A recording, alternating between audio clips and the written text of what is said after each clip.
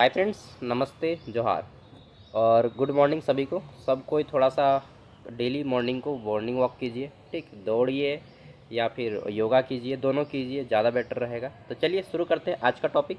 और आज हम लोग करने वाले हैं यूनिट 2, ठीक है, Indian knowledge system IKS, Sidhu Kanhu Murmu university Dumka का ये आपका पार्ट 2 है और यूनिट 2 है। मतलब 2 ही यूनिट पढ़ना है आपको। यूनिट 1 जिसमें हमने कंप्लीट करा दिया है आपको 2 पार्ट में, और ये हम यूनिट 2 कराएंगे जिसमें भी 2 पार्ट है, दोनों को एक ही वीडियो में इंक्लूड कर देंगे, ठीक है। तो चलिए शुरू करते हैं। तो स्टार्ट किया जाए। तो देखिए, टाइम वेस्ट नहीं करेंगे, मैं डायरेक्टली काम पे आऊँगा क्योंकि मुझे भी काम है, ठीक है। देखते हैं। तो यहाँ पे आ जाता है यूनिट 2, मुझे भी पढ़ना है यार, मेरा क्लास का पढ़ाई। तो यहाँ पे क्वेश्चन क्या है हमारा, अप्लाइड इंडियन नॉलेज सिस्टम। इसमें क्या क्या पढ़ना है, मैथमेटिक्स एंड एस्ट्रोनॉमी, ठीक है, यानी कि गणित और खगोल शास्त्र के बारे में। फिर पढ़ना है ये आर्यभट्ट के बारे में, आर्यभट्ट, ठीक, जिन्होंने आर्यभट्टियम लिखा है एक पुस्तक। वराहमिहिर के बारे में पढ़ना है। फिर पढ़ना है आपको ब्रह्मगुप्त के बारे में। फिर पढ़ना है आपको किसके बारे में, तो बुद्धायान के बारे में, ठीक है। फिर पढ़ना है भास्कराचार्य के बारे में और सवाई जयसिंह के बारे में। तो चलिए शुरू करते हैं एक एक करके। 80 क्वेश्चन तक हम लोगों ने पार्ट 1 में कर लिया था, ये पार्ट 2 है।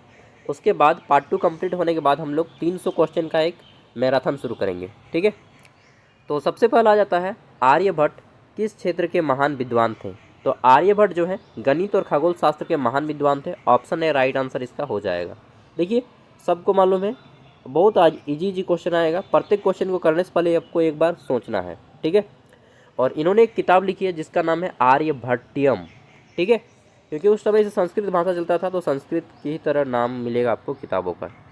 नेक्स्ट, आर्यभट्ट द्वारा रचित प्रसिद्ध ग्रंथ कौन सा है। तो अभी मैंने बताया है आर्यभट्टियम, सॉरी आर्यभट्टई है ना, आर्यभट्टई ये किताब लिखा गया है।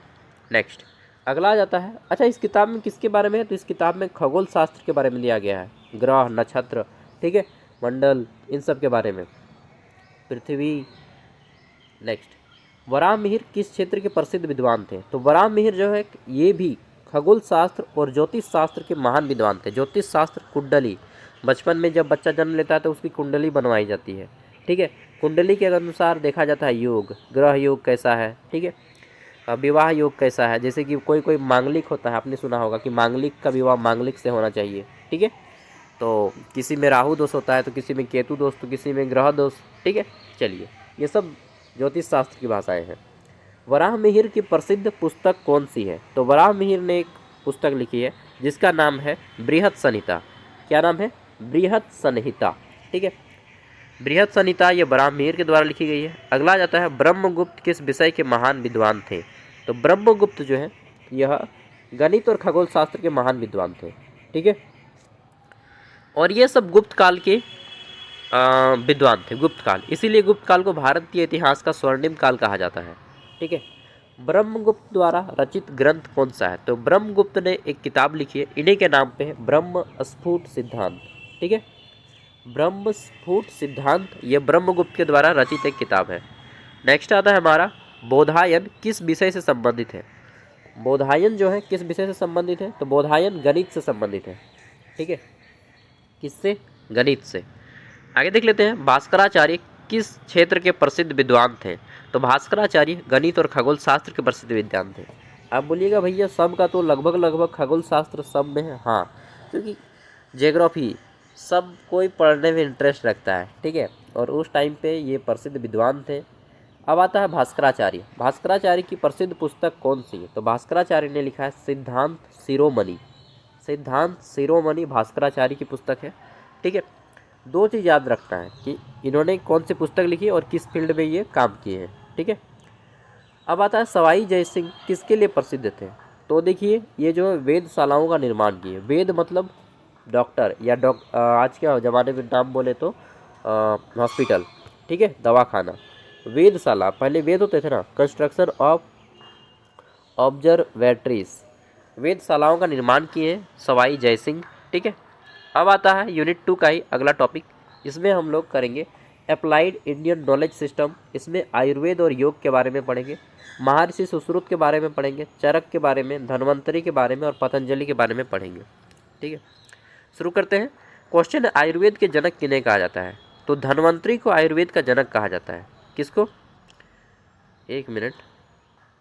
आयुर्वेद के जनक, father of surgery, sorry Hindi में गलत लिखा गया है, इंग्लिश का क्वेश्चन सही होगा, फादर ऑफ सर्जरी। ठीक है, शल्य चिकित्सा के जनक किन्हें कहा जाता है? कभी कभी इसलिए बोला जाता है कि इंग्लिश को ज़्यादा फॉलो कीजिएगा। Who is known as the father of surgery in Ayurveda? शल्य चिकित्सा उसको बोलते हैं। शल्य चिकित्सा मतलब सर्जरी करना, जैसे किसी का ऑपरेशन कर दिए तो वो सर्जरी हो गया, किसी का हाथ कट गया तो उसको फिर सर्जरी किए, ठीक है, टाका लगाए तो वो सर्जरी हो गया, समझ रहे हैं? तो जितना भी बॉडी को चीरने फाड़ने का काम होता है इसको सर्जरी बोलते हैं। तो शल्य चिकित्सा के जनक कहा जाते हैं महर्षि सुश्रुत। महर्षि सुश्रुत, इन्होंने एक पुस्तक लिखी है जिसका नाम है सुश्रुत संहिता। क्या नाम है? सुश्रुत संहिता। शल्य चिकित्सा के जनक है। एमबीबीएस के बाद एक कोर्स होता है एमएस, जिसको बोलते हैं मास्टर ऑफ सर्जरी, ठीक है, तो वो इसके फादर थे। और आयुर्वेद के जनक कहे जाते हैं किनको? तो आयुर्वेद का जनक कहा जाता है धन्वंतरी को। नेक्स्ट, सुश्रुत द्वारा प्रसिद्ध कौन सी ग्रंथ लिखी गई है? तो सुश्रुत संहिता, ठीक है, महर्षि सुश्रुत के द्वारा लिखी गई ये किताब है सुश्रुत संहिता। ये सब किताब ऑनलाइन पे अभी अवेलेबल है, आप चाहे तो पढ़ सकते हैं, लेकिन पढ़ने का कुछ विशेष फायदा नहीं होगा, पहले आप अपना सिलेबस पढ़ लीजिए। चरक किस क्षेत्र के प्रसिद्ध विद्वान थे?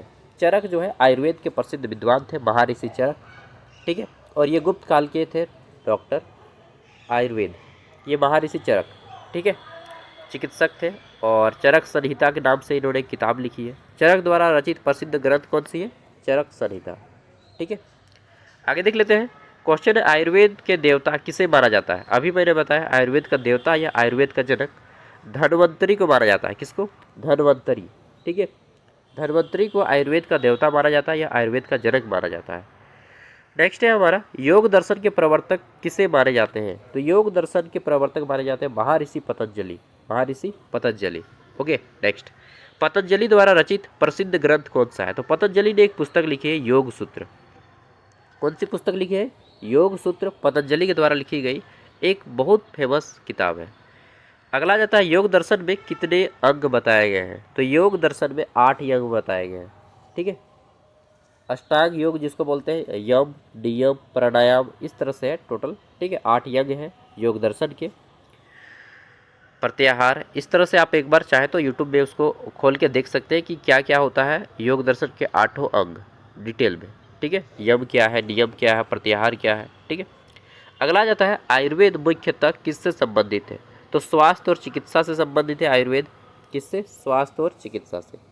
आगे देख लेते हैं, अगला क्वेश्चन है क्वेश्चन नंबर 100, अष्टांग योग किससे संबंधित है? तो अष्टांग योग योग साधना से संबंधित है, ठीक है। किससे? योग साधना से।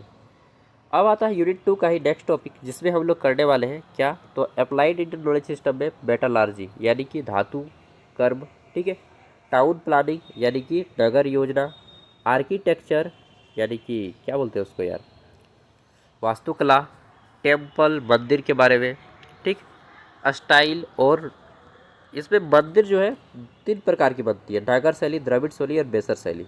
फिर स्तूप एंड बिहार के बारे में पढ़िएगा, स्तूप, ठीक है, स्तूप बौद्ध धर्म से संबंधित है, बिहार भी आपका बौद्ध धर्म से संबंधित है, ठीक है। अब चलिए शुरू करते हैं। प्राचीन भारत में धातु विज्ञान का प्रसिद्ध उदाहरण कौन सा है? तो दिल्ली का एक लौह स्तंभ है, मेहरौली लौह स्तंभ, दिल्ली में एक स्थित है मेहरौली लौह स्तंभ, वो जो है धातु का एक अनूठा एग्जाम्पल है। चलिए मैं दिखाता हूँ आपको थोड़ा सा। ये देखिए, ये है, मैं इसको थोड़ा सा और छोटा कर देता हूँ। ये लोहा का एक खंभा है, ठीक है, ये स्थान का नाम है दिल्ली में एक जगह है मेहरौली, यहीं पे ये लोहा का खंभा गड़ा हुआ है जिसको बोला जाता है मेहरौली का लौह स्तंभ, ठीक है, जो बहुत पुराना है और अभी तक जंग नहीं लगा है। देखिए सामने करके दिखाता हूँ, ये लोहा का खंभा अभी तक जंग नहीं लगा है, इसी को कहा जाता है मेहरौली लौह स्तंभ, ठीक है। स्तंभ मतलब होता है खंभा, देख लिए। तो ये जो है हमारे भारत के धातु का एक अनूठा एग्जाम्पल है कि भारत की धातु कितनी मजबूत होती है कि हजारों साल में भी जंग नहीं लगती है, चीतू नहीं लगता है, ठीक है। चलिए आगे बढ़ते हैं नेक्स्ट। तो प्राचीन धातु विज्ञान का प्रसिद्ध उदाहरण कौन सा है? दिल्ली का लौह स्तंभ या मेहरौली में स्थित है, ठीक है। नेक्स्ट, प्राचीन भारतीय नगर योजना का उत्कृष्ट उदाहरण कौन सा है? तो प्राचीन भारत में जो है नगर योजना 3 प्रकार की होती थी, ठीक है, वो अभी हम लोग पढ़ेंगे। और नागर शैली, बेसर शैली, द्रविड़ शैली बनाए जाते थे। और ये जो एग्जाम्पल है हमारा किसका होगा, तो सिंपल सा आंसर हो जाएगा हड़प्पा की सभ्यता। ठीक है, यहाँ पे कितना वेल सेटल्ड बनाया गया था, ठीक है, नगरों को। नेक्स्ट आगे देख लेते हैं। अगला जाता है, नागर शैली किस क्षेत्र की प्रसिद्ध मंदिर वास्तुकला से संबंधित है। तो नागर जो है उत्तर भारत में, अच्छा पहले मैं आपको दिखा देता हूँ फिगर। ये मंदिर की 3 शैली होती है, नागर शैली, द्रविड़ शैली और बेसर शैली। ठीक है, नागर शैली जो है ये नॉर्दर्न इंडिया यानी कि उत्तर भारत में बनाया जाता है। ठीक है, इसमें क्या होता है, देखिए मंदिर जो है सबसे पहले यहाँ पे देखिए नागर शैली, इसमें जो है मंदिर क्या है, तो सबसे पहले मंदिर को इस तरह से उठाया जाता है। ठीक, पूरा एक तरह से इस तरह से, मतलब क्या बोलते हैं, आधा कटा हुआ गेंद की तरह। ठीक है, यानी कि अर्ध गोलाकार। ठीक है, ये नागर शैली में। द्रविड़ शैली में क्या होता है, शंकु आकार उठाया जाता है, शंकु के आकार का। ये द्रविड़ शैली है जो कि दक्षिण भारत में बनाया जाता है। ठीक है, यहाँ पे देखिए ये नागर शैली है, अर्ध गोलाकार इसको उठाया जाता है, अर्ध गोलाकार। ठीक है, ये नागर शैली जो कि उत्तर भारत में। द्रविड़ शैली में शंकु आकार मंदिर बनाया जाता है, शंकु आकार। और बेसर शैली में दोनों का मिला जुला रूप है, यानी कि आधा सा ये घर रहेगा और आधा सा ये ऊपर में रहेगा शंकु जैसा। ठीक है, तो नागर शैली कहाँ पे, उत्तर भारत में। द्रविड़ शैली द से द्रविड़, द से दक्षिण, दक्षिण भारत में। और बेसर शैली दोनों का मिला जुला रूप है। ठीक है, देख लिए। चलिए अब हम लोग करते हैं क्वेश्चन। हमारा क्वेश्चन क्या है कि नागर शैली किस क्षेत्र की मंदिर वास्तुकला से संबंधित है। तो नागर उत्तर भारत। ठीक है, उत्तर भारत में बनाया जाता है, नॉर्थ इंडिया में। नेक्स्ट द्रविड़ शैली दक्षिण भारत। द्रविड़ शैली किस मंदिर, मतलब जितने भी मंदिर है किस तरह से, ये तो ये दक्षिण बंद। ठीक है, दक्षिण भारत में द्रविड़ शैली के मंदिर बनाए जाते हैं। बेसर शैली किसका मिला रूप है, तो दोनों का, नागर शैली और द्रविड़ शैली दोनों का मिला जुला रूप है बेसर शैली। बेसर शैली का मंदिर हर जगह मिलेगा आपको, उत्तर भारत में भी और दक्षिण भारत में भी। ठीक है, अब आ जाता है स्तूप किस धर्म से संबंधित है। जो स्तूप होते हैं जैसे कि सांची का स्तूप हो गया, ठीक है, जो कि मध्य प्रदेश के रायसेन जिला में है, ये बौद्ध धर्म से संबंधित है। दरअसल क्या है कि बौद्ध धर्म के जो गौतम बुद्ध है उनके जहाँ जहाँ अस्थियाँ हैं उसको स्तूप बना दिया गया है। ठीक है, तो ये बौद्ध धर्म से संबंधित है। अगला जाता है बिहार क्या होता है। ठीक है, बिहार आपने नाम सुना होगा बौद्ध बिहार। तो बुद्ध भिक्षुओं का निवास स्थान को बिहार कहते थे। ठीक है, रेजिडेंस ऑफ बुद्धिस्ट मॉन्क्स, तो जहाँ पे बौद्ध धर्म के भिक्षु लोग रहते थे उसको बुद्ध विहार कहा करते थे।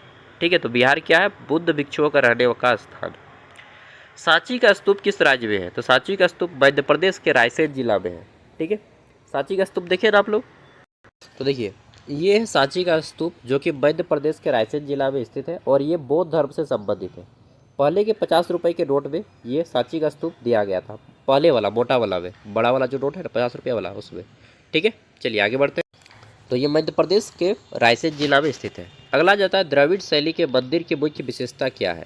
तो द्रविड़ शैली के जितने भी मंदिर हैं इसकी सबसे मुख्य विशेषता क्या है कि इसमें ऊंचे प्रवेश द्वार होते हैं। द्रविड़ शैली दक्षिण भारत में जो होता है प्रवेश द्वार बहुत ऊंचा ऊंचा होता है। टॉल एंट्रेंस जो टावर होता है यानी कि गेट, जैसे ये द्रविड़ शैली का मंदिर है इस तरह से बना हुआ है। ठीक है, मान लीजिए महाबलेश्वरम का मंदिर है तो ये गेट जो है ना इतना बड़ा बड़ा रहेगा। जब मैं एक बार गया था तमिलनाडु तो वहाँ पे जलकंठेश्वर मंदिर गया था, बहुत बड़ा बड़ा गेट यार। ठीक है, तो ऊंचा ऊंचा गेट होता है। गोपुरम यानी कि प्रवेश द्वार जो होता है ऊंचा होता है। प्रवेश द्वार को गोपुरम कहा जाता है। प्रवेश द्वार को क्या बोलते हैं, गोपुरम। ठीक है, चलिए राधे राधे राधे राधे राधे राधे, जय श्री कृष्ण। इस्कॉन वाले गाना बजा रहे हैं। भारतीय वास्तुकला का मुख्य उद्देश्य क्या है, तो भारतीय वास्तुकला का सबसे मुख्य उद्देश्य धार्मिक और सांस्कृतिक अभिव्यक्ति, religious and cultural expression. Next, तो यहाँ पे 110 हो जाता है। अब हम लोग चलते हैं नेक्स्ट पार्ट पे, इसी यूनिट का यूनिट 2 का नेक्स्ट पार्ट देख लेते हैं। तो अभी तक हम लोगों ने, ये है आपका सिलेबस इंडियन नॉलेज सिस्टम का। ठीक है, SKB दुमका का, और 50 मार्क्स का क्वेश्चन आएगा। टाइमिंग जो है 90 मिनट रहेगा। समय जो है आपको कितना, तो समय 90 मिनट, 50 में आप 20 मार्क्स लाएंगे तो पास हो जाएंगे। आपको 2 यूनिट पढ़ना है। यूनिट 1 इसका ऑलरेडी वीडियो अपलोड है। ठीक है, मैं इस वीडियो के एड स्क्रीन में उस वीडियो को लिंक दे दूंगा। ठीक है, अंतिम में। और ये है यूनिट 2। यूनिट 2 में अभी तक हम लोगों ने कहाँ तक किया है, तो अभी तक हम लोगों ने ये मैथमेटिकल वाला कर लिया है, मैथमेटिकल एंड एस्ट्रोनॉमी। दूसरा है हमारा आयुर्वेद एंड योग, ये भी कर लिया है। मेटालॉजिकल टाउन प्लानिंग कर लिया, ठीक है। अब हम लोग करेंगे ये वाला रिलीजियस नॉलेज सिस्टम, ठीक है। तो ये अब हम लोग करने वाले हैं। चलिए शुरू करते हैं। आगे बढ़ने से पहले 1 मिनट कुछ बताना चाहता हूँ। जो लोग ज्ञान सागर ऐप इंस्टॉल किए उनको बहुत बहुत धन्यवाद। जो लोग नहीं किए कर लीजिएगा। 60 रुपया में 4 साल तक पढ़ाई होगा। ये ऐप ज्ञान सागर इसी चैनल के नाम पे रखा गया है। इसका लिंक आपको वीडियो का डिस्क्रिप्शन में मिल जाएगा। प्ले स्टोर में भी आप सर्च करेंगे तो मिल जाएगा, ठीक है। यहाँ पे देखिए लिखा है पढ़ो और अपने हक के लिए लड़ो। झारखंड में अगर आपको आगे बढ़ना है तो पढ़ना होगा और अपने हक के लिए लड़ना होगा, ठीक है। नहीं तो स्कॉलरशिप भी नहीं मिल रहा है, देख रहे हैं ना। तो सबसे पहले ये आप इंस्टॉल कीजिएगा। इस तरह से ओपन होगा। आपको क्रिएट एन अकाउंट पे क्लिक करना है। इस पर क्लिक कीजिएगा क्रिएट एन अकाउंट पे। अपना फुल नेम और फ़ोन नंबर डालिएगा, फिर दबाइएगा इस पर क्रिएट एन अकाउंट। इस पर जैसे ही क्लिक करेंगे तो आपके मोबाइल पे OTP आएगा। OTP को दीजिएगा, लॉगिन हो जाएगा, ऐप इस तरह से खुल जाएगा। अब आना है आपको यहाँ पे ऑल कोर्स में। ऑल कोर्स में आएंगे, इस पर क्लिक करेंगे। जैसे ही क्लिक करेंगे तो यहाँ पे सब कोर्स खुल जाएगा। आपको ये SKB दुबका का कोर्स ले लेना है 60 रुपया में।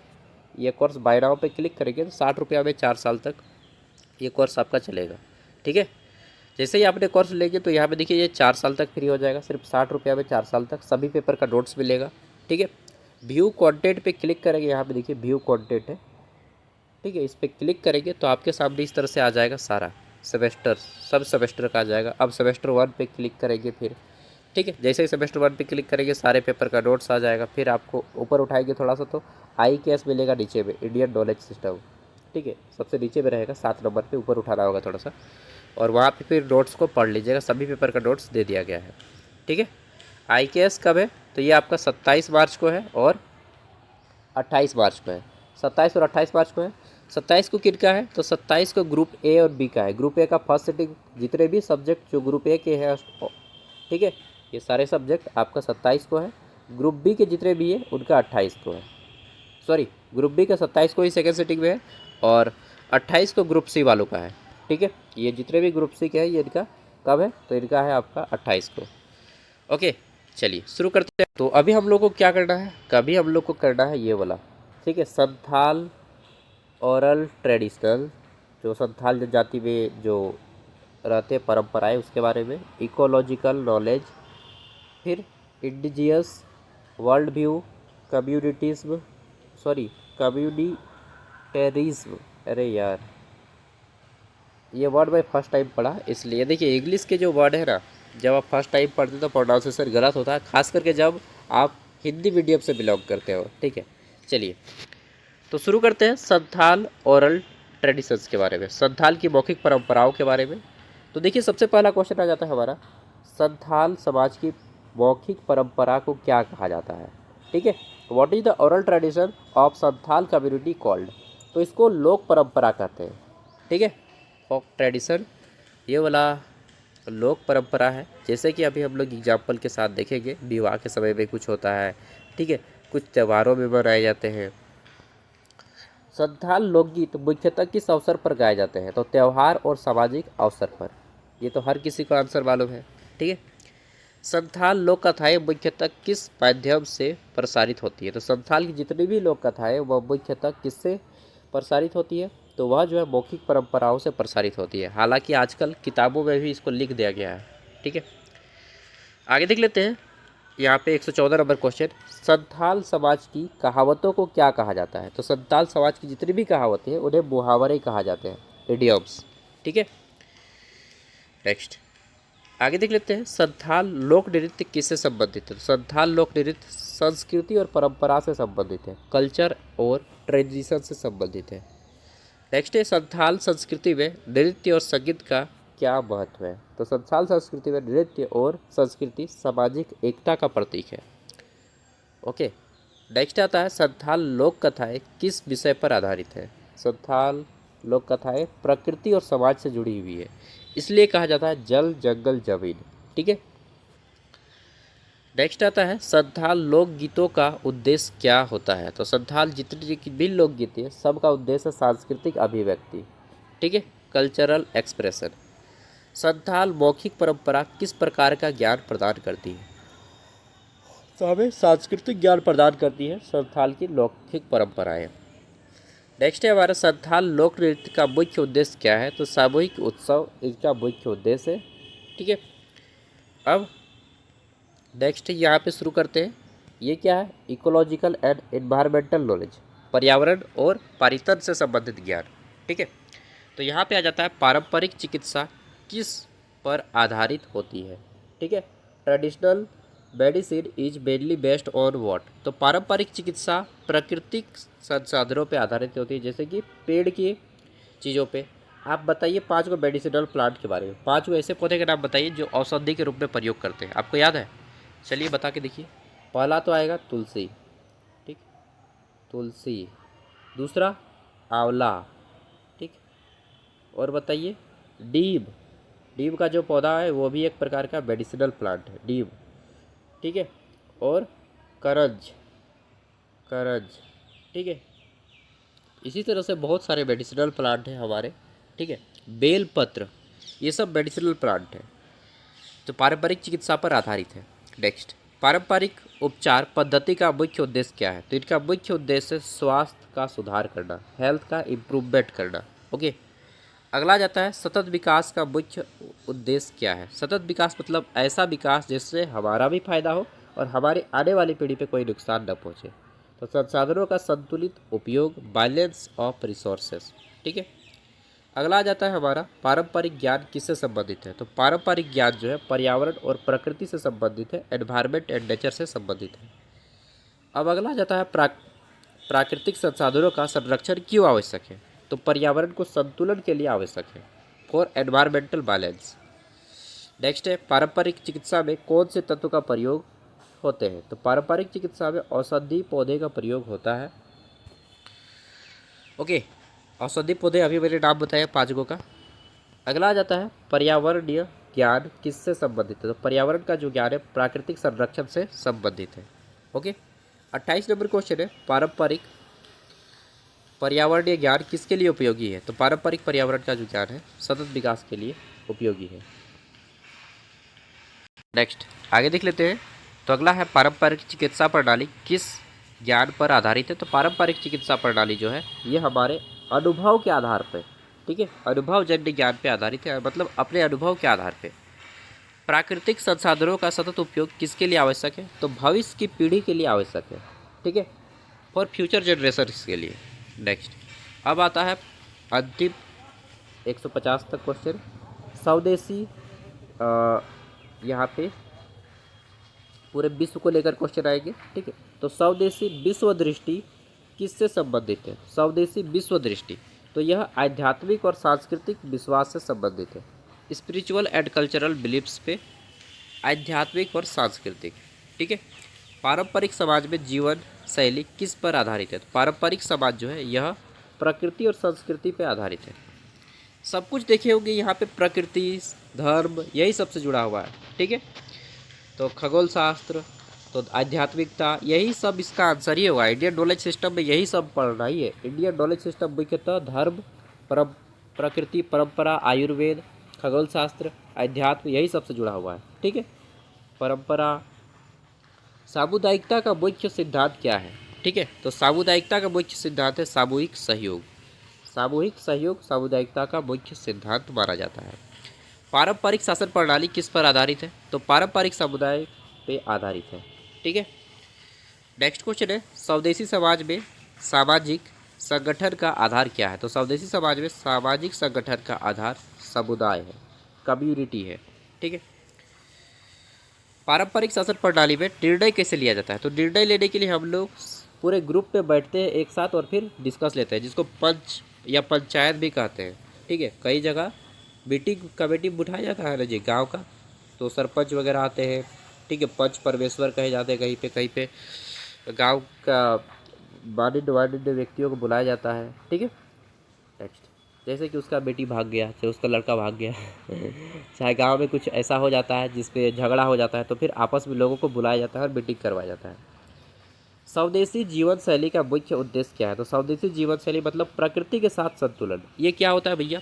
देखिए, प्रकृति के साथ संतुलन बना के जिएंगे ना तो आपका हेल्थ इफेक्ट बहुत कम होगा। जैसे रात होता है तो सो जाइए, दिन होता है तो काम करिए।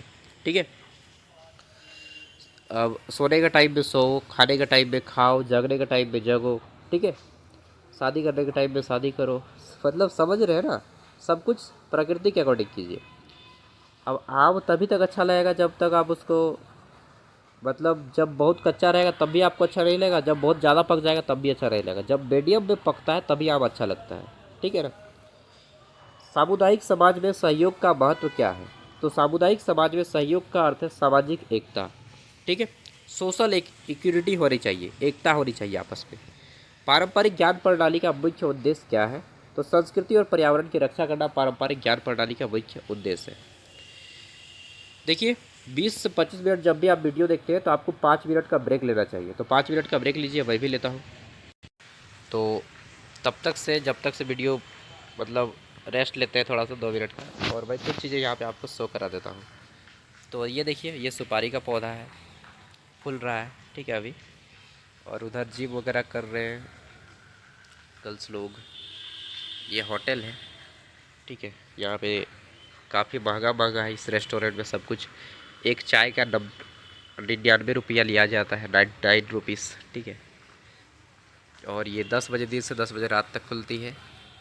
यहीं पे मैं डेली मॉर्निंग वॉक आता हूँ। ये बलून से पढ़ने का मन कर रहा है क्या? चलिए शुरू करते हैं। तो रेस्ट, ये होटल ओलिव्स का है, उधर पानी वगैरह भी है वहाँ पे। चलिए तो देख लिए, अब हम लोग शुरू करते हैं, ठीक है।